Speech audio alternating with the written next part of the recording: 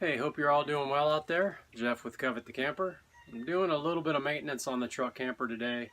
One thing that I haven't replaced in the past 6 or 7 years that I've had this truck camper are the propane lines going from the tanks to the regulator.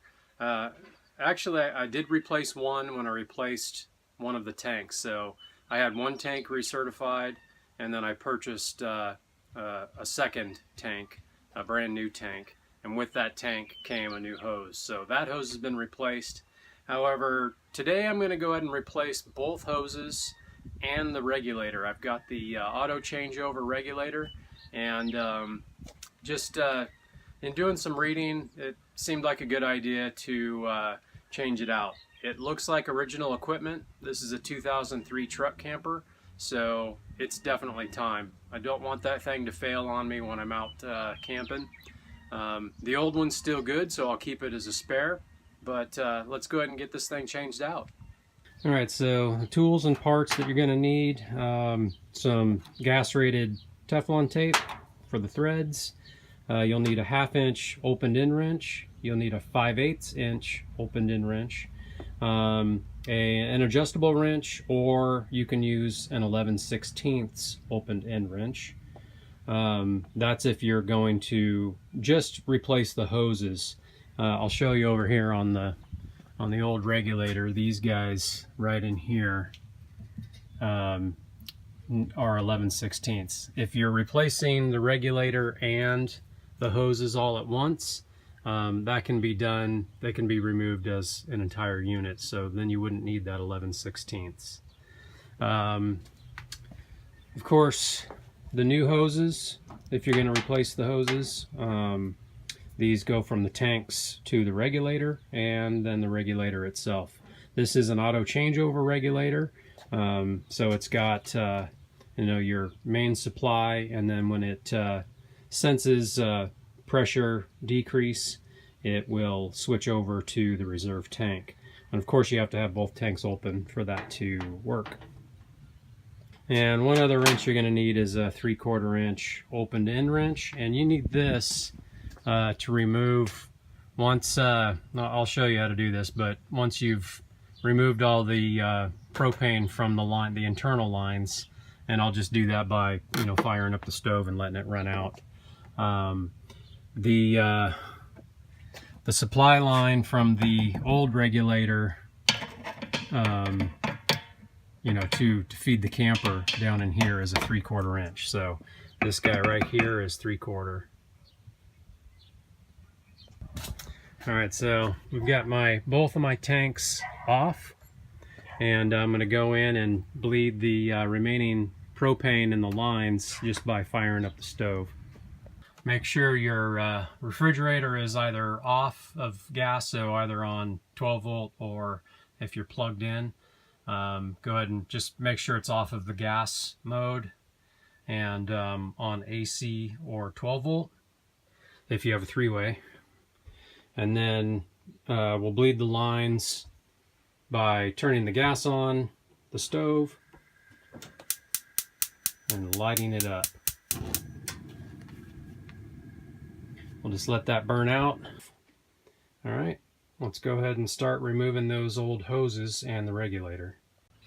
Okay, so wow, it's crazy bright out here, and I apologize for the poor lighting, but so these tanks are off. Got the red indicator on the old regulator that shows that it's saying that the propane is empty. There's no propane in the regulator, so there's no pressure. What we can go ahead and do first is disconnect the old hoses from the tanks, and those just unscrew. Simple.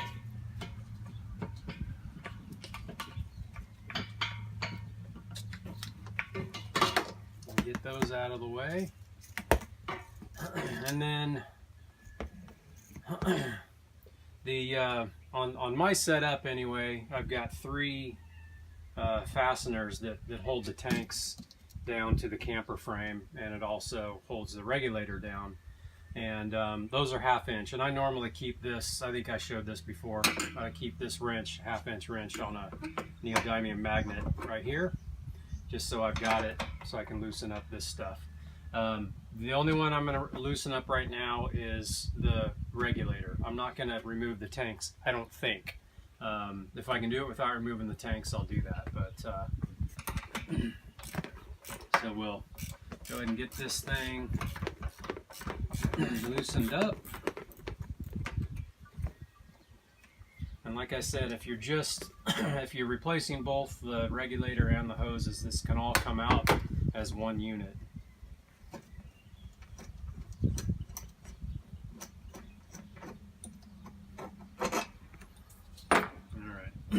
So now I can access this 3/4 inch fitting right here, which connects the regulator to the inlet hose that goes into the camper.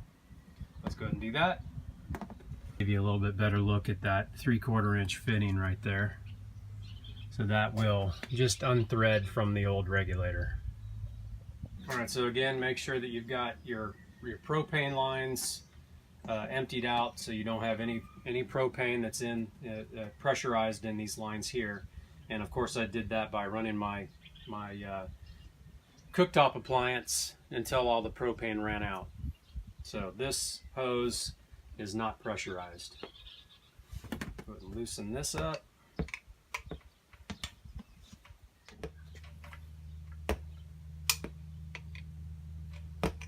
Alright, so this can just unthread. Just like that. Now you've got the old regulator and hoses as one piece, and like I said, I'm going to save this as a backup. Do have to remove the regulator mounting bracket, so I've got 4 screws right here. I'll take those off, and I failed to mention you are going to need a Phillips head screwdriver. At least for my bracket, it's fastened on with Phillips head screws. So yeah, you'll need a Phillips head screwdriver for that. In the shade here so you can see a little bit better. So these 4 screws just loosen up, hopefully easily. So these can just pull out. Got to remove this 90-degree fitting here, and so there's one more size wrench you're going to need for this, and it's a 12mm opened end. Get your Teflon tape matched up to the threads. Make sure it's not overlapping into the opening. We'll go hand tight and then 1 turn after that with the 12mm. My particular bracket and regulator, this regulator is not an exact match to the one I'm pulling out. So the holes, the existing holes are way up here, and you can see that gas line is not going to go through the hole there. Now I could flip it and run the gas line back, but then I wouldn't be able to see my indicator there. So I'm just going to take this into the shop real quick and drill 2 new holes so it lines up the way it's supposed to line up, and get this mounted the way it's supposed to be mounted on the bracket.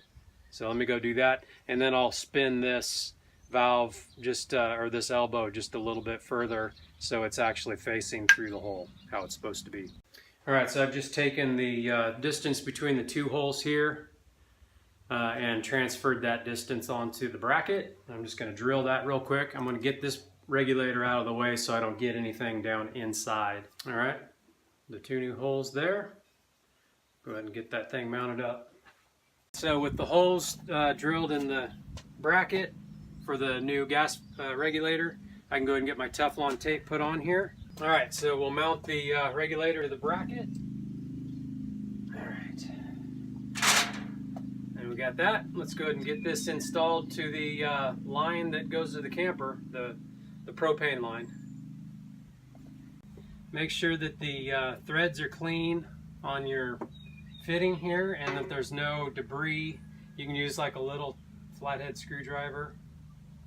There's a little bit of sealant, thread sealant down in there. You can pull that out. We don't want that going into the propane system.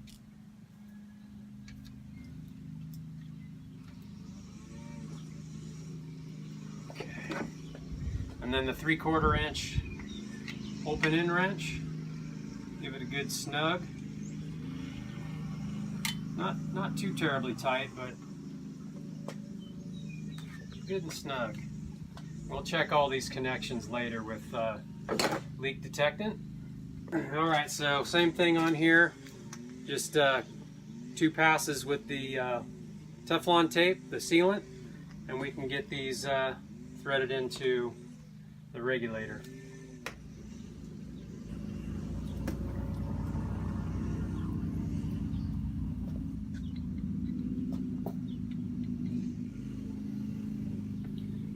Alright, so let's get the 1/2 inch open end and the 5/8, and we'll tighten these guys up.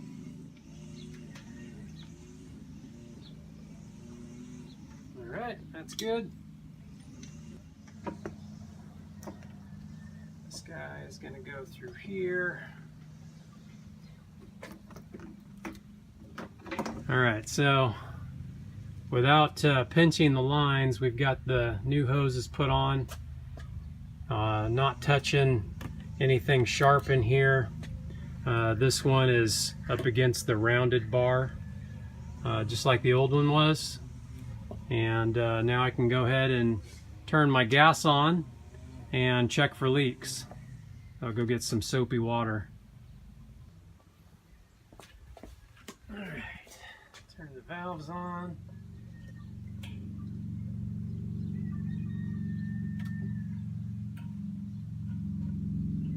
All the way.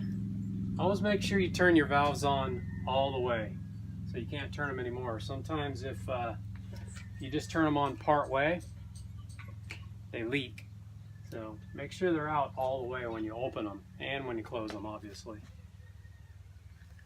Okay. Don't smell any propane. Valve says green, which means we're all good. If I want to switch the tank over, green. So valve pointing to whatever tank is primary, and then the secondary. So this is my primary tank, this is my secondary tank for now, and then when I go to refill them, it'll switch. This will be primary and that'll be secondary. When you spray your soapy water, make sure that you use like a couple, maybe 2 tablespoons of soap, and just maybe a cup of water. You want it real soapy, so it shows the bubbles. Or you can buy the the leak detector spray.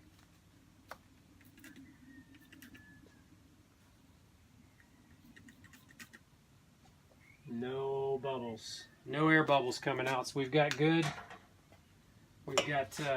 connections all the way around. Clean this up. Okay, now I'm going to go ahead and fire up the stove and I'll run the cooktop for a little bit, and then I'll check for leaks one last time. Alright, so no leaks. Turn my stove back off and resprayed everything. All looks good, no leaks, it works. And I turned, while the stove was running, I turned one gas valve off, and so it would show basically like one of the tanks was empty, and it automatically switched over to the reserve tank, and the stove kept burning. So did that seamlessly, which is what you want. I don't normally leave both tanks open unless one tank is getting pretty low, and then I'll open up both tanks so the switchover can happen. If it happens while we're in the middle of cooking, or if the furnace happens to be going, which is pretty rare, but if the furnace happens to be going, it's an automatic switchover that's seamless, and we don't have to worry about it. And then I can switch the valve and remove the tank that needs to be refilled and go do that. So anyway, if you guys have any questions on this or any comments, leave them in the comment section below. Hopefully it helped a little bit. I'll also leave all the parts and the description of everything that I did in this video in the description section below. And again, thanks for watching, and we'll catch you on the next video. Later.